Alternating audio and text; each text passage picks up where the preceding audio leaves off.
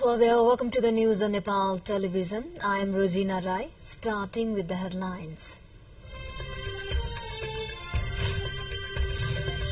The Chowa Dry Port resumes its services after 2 years. A custom clearance for hundreds stranded vehicles starts from now on. UN Security Council for the first time passes Gaza ceasefire resolution. The measure passes after the US refrains from using its veto power.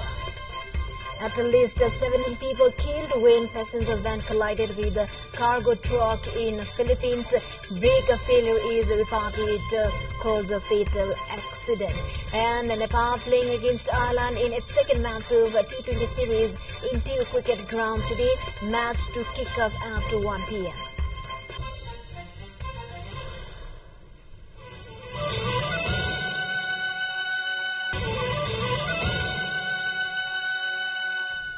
Welcome back. Now we have news in detail. The Chowa Dry Port in Kathmandu resumes its services after 2 years. The custom clearance for new vehicles has begun at Chowa Dry Port after the agreement first with the NADA Automobiles Association. Currently, 200 cars are waiting for custom clearance there. The business person are provided spaces in the dry port to store their imports, and they can use the spaces as internal depots. The dry port is spaces for as many as 500 containers with no direct access to sea. Nepal has 14 dry ports, among which Chowa Dry Port is the latest and modern facility. Now to other update from home front, there has been a noticeable increase in eye diseases, leading to a surge in visiting to the eye hospital for treatment in Kanchanpur district. Mahendranagar Eye Hospital has reported treating over 17,000 eye patients in the current fiscal year alone. And according to the hospital, there has been a recent rise in eye problems among children as well. The excessive use of electronic devices such as mobile phones and computers has been identified as the cause of eye problems among kids. Dr. Khagendra Upreti, experts in the field, has highlighted the concerning trend of eye problem in children during routine checkups. In the previous fiscal year, the hospital treated a total of 24,185 eye patients, with 914 of them undergoing surgery.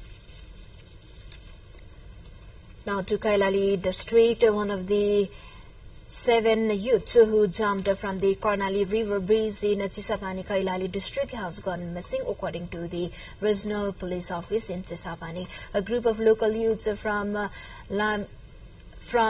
Lamkichua municipality, 3rd Chisapani, have jumped off the bridge to take a bath around 5 p.m. after celebrating Holi together earlier in the afternoon. It is reported that when the police attended the intervene, the intoxicated youths claimed to be locals and stated that they were going to take pictures on the breeze. Tragically, one of the individuals who jumped into the river subsequently drowned and disappeared. The missing person has been identified as 30-year-old Lokendra Sahi from Chisapani Lamki Chuha Municipality. 3rd District Police and Armed Police are currently investigating about the incident. The Regional Police Office in Chisapani has announced that a diving team will be deployed today to search for Lokendra Sahi. We take a short break here. Stay with us.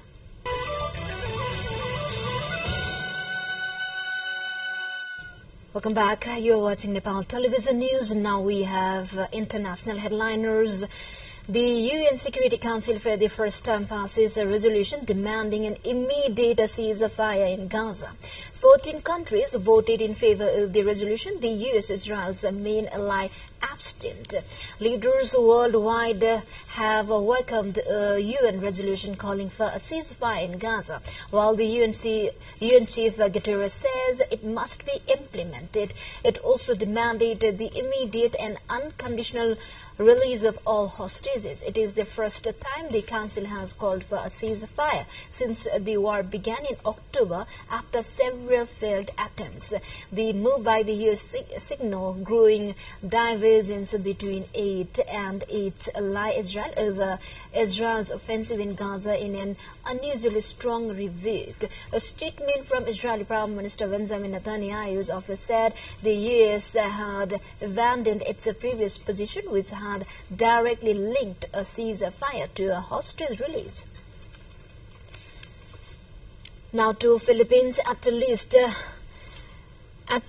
17 people were killed when their passenger van collided with a cargo truck, then burst into flames Monday in the southern Philippines, police said. 3 other people were injured by the midday collision in an accident-prone road in Antipas town in Cotabato. And the 10-wheel cargo truck, which was loaded with sand and gravel, was negotiating a downhill road when its brakes apparently malfunctioned and caused it to slam into the passenger van. The PAS said deadly road accidents are common in the Philippines because of weak enforcement of traffic regulations, dilapidated vehicles, and dangerous road conditions, including inadequate safety signs and barriers in mountain roads and far-flung provinces. We take a short break here again. Stay with us.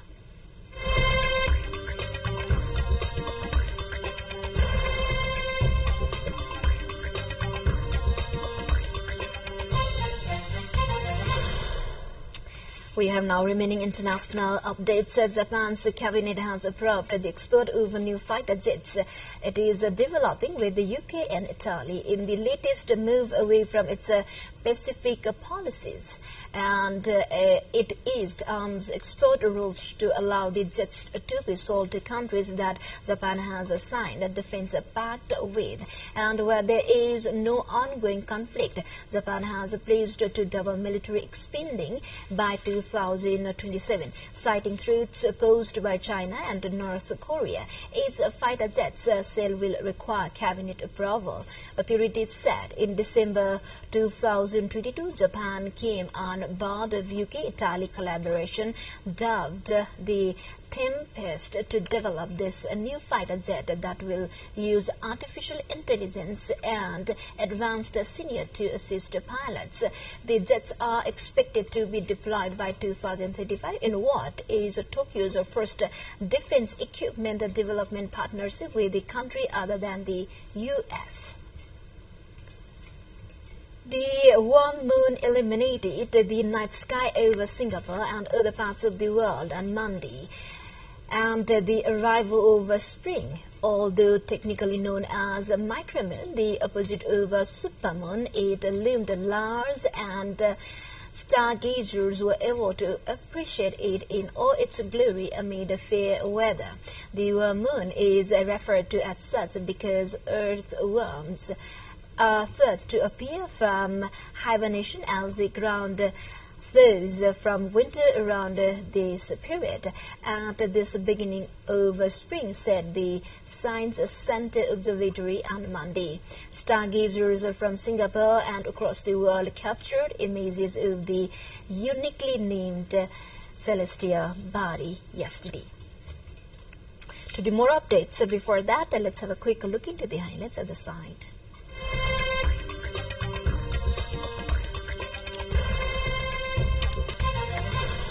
We are now moving on to sports update.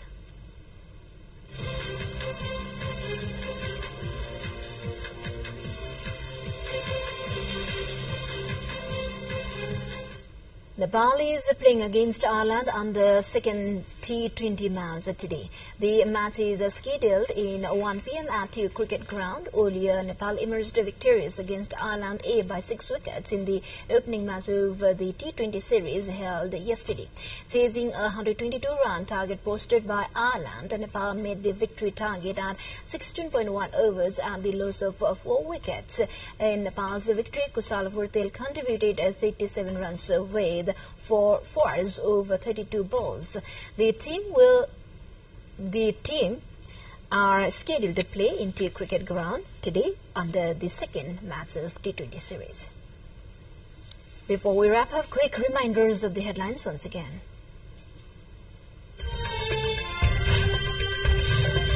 The Cholwar dry port resumes its services after 2 years. Custom clearance of hundreds of stranded vehicles starts from now on. UN Security Council for the first time passes down the ceasefire resolution. The MESA passes after the US refrains from using its veto power. At least 17 people killed when a passenger van collided with a cargo truck in Philippines. A brake failure is reported cause a fatal accident. And Nepal playing against Ireland in its second match of the T20 series in T2 cricket ground. Today a match to pick up at 1 p.m. Well, this is all we have for this moment. Until our next bulletin, keep watching Nepal Television. Have a good day ahead. Namaste.